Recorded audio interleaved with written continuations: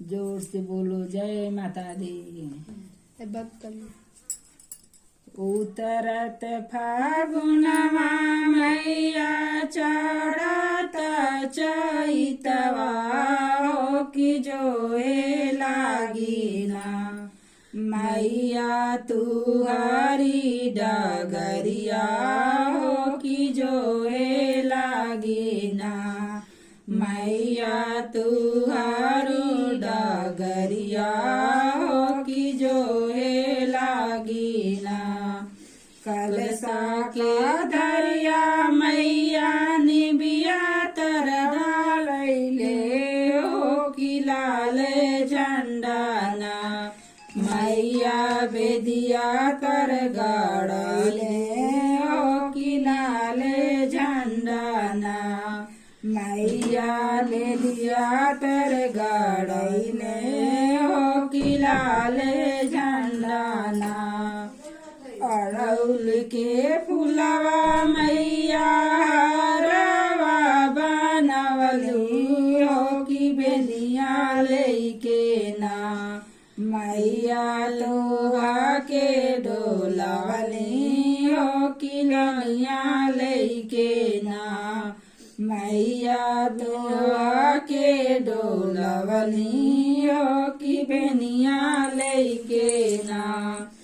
नरियल चुनरिया मैया तोहा के चढ़वले हो कि पूड़ी हलवाना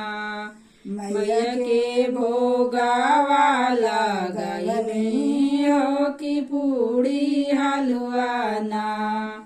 धरिया लवंगिया मैया तोहा के चढ़वली हो निउर के मैया आपन सीसावा झुकाली हो निहुर के मैया ना आपन सीसावा झुकवली हो निहुर के मैया ना होत साँझ मैया दिया ना जलवली हो कि आरती करबे ना मैया पाचारा सुनाई के आरती करबे ना मैया के पाचारा सुनाई के आरती करबे ना पूजत पूजत मैया के होई गए दुपहरिया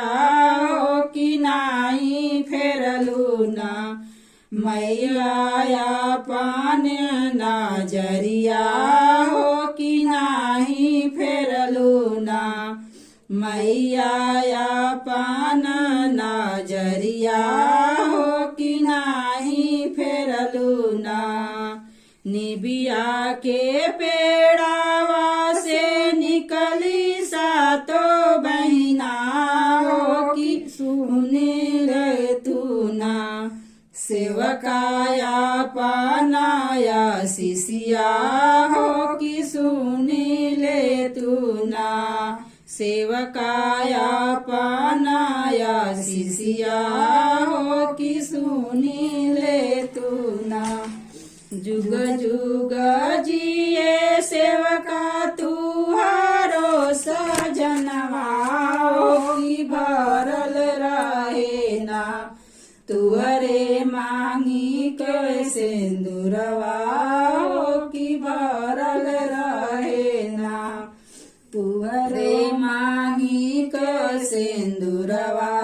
हो कि भरल रहे ना